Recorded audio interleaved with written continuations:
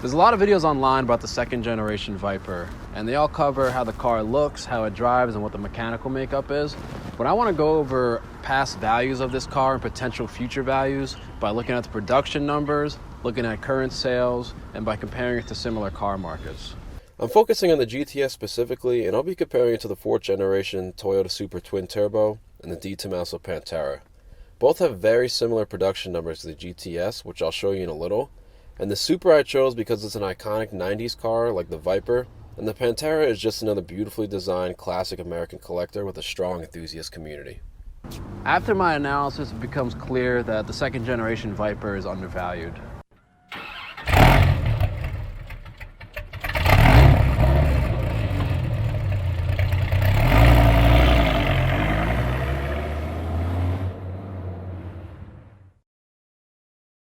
According to the Viperstore.com, there were approximately 10,460 Generation 2 Vipers built.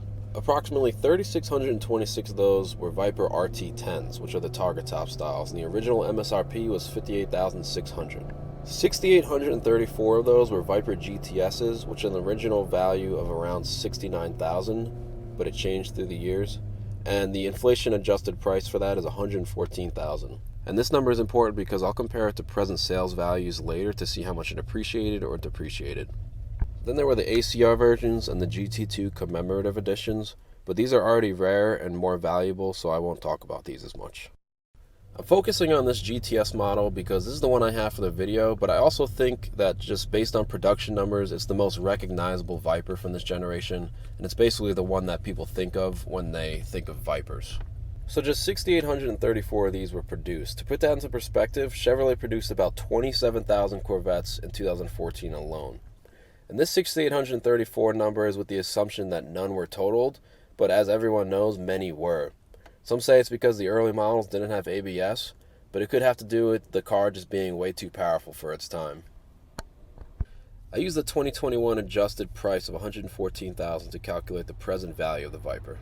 I took the results from as many GTS sales as I could find for 2021 and found that the average sales price was $76,909, so roughly $77,000.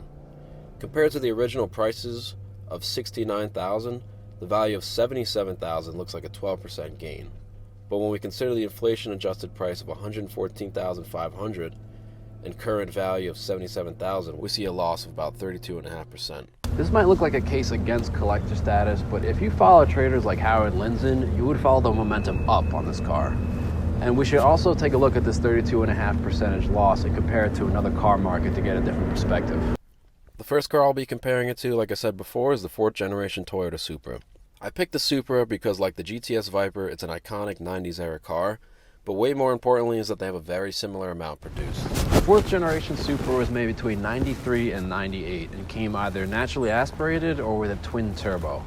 Now, the twin turbo is worth more while there are actually less naturally aspirated ones made, but for this video I'm going to focus on the twin turbo because I want to compare it to the GTS, and they've had very similar amounts produced, so it's actually almost a perfect comparison considering they're from a similar era. The average new price for a turbo was around $47,150, and adjusted for 2021, this is about $84,571. Based on 2021 sales, the average sales price of a turbo Supra is $86,485. And this is a 2.21% increase from the inflation-adjusted purchase price of $84,571. So it's safe to say that Supras held their value. Just for fun, if this 2.21% increase were applied to the inflated price of the Viper GTS, meaning if the GTSs held their value, they would be worth about $116,905, which is a 52% increase from its value right now of $77,000. I'm going to go into more detail later about whether Viper should retain its value like the Supra does, but first I want to make a comparison to another car. I'm choosing the D Tomaso Pantera because, like I said before, it has very similar production numbers to both the Toyota Supra and the Viper GTS, but it came out in the 70s. And similarly to the Viper, it's an American supercar legend. It's just been around longer, so its legend has had more time to grow. They also both have a racing history, and most importantly, in my opinion, they're both beautiful cars. So let's get to the numbers. Approximately 7,000 Panteras were built between 1971 and 1974.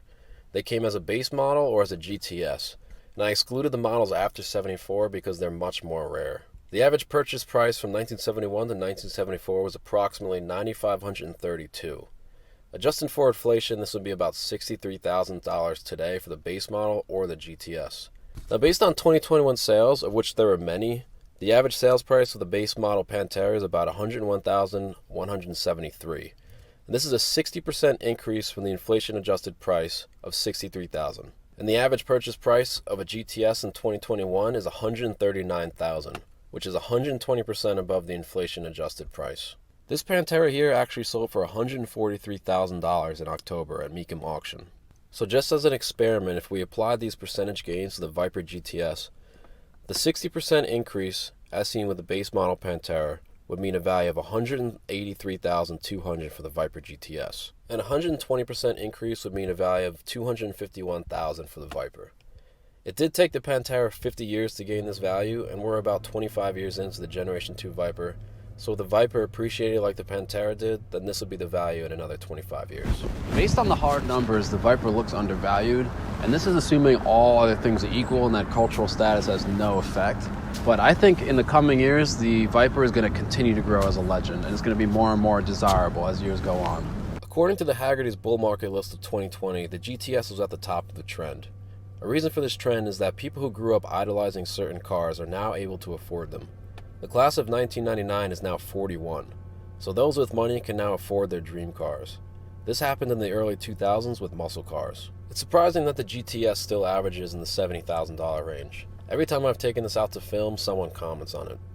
Dollar for dollar, there wasn't a better car to get in the 90s. It had big horsepower, which many argue started the horsepower wars that are going on today.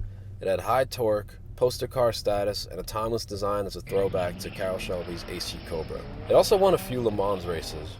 And it also might seem silly, but people grew up playing these racing games and they saw the GTS constantly, and I think that adds to the status like it did for the Supra as well. And in my opinion, it's still undervalued in the 70 grand range, considering it's a classic American supercar with a V10. I predict in the next 10 years it will consistently go up in value. I hope you enjoyed the video, and I just want to leave you with one last thing. Compare the price you can get a good condition Viper now to what you can get new. And think if the 70 grand range seems low for an iconic car that will never be made again.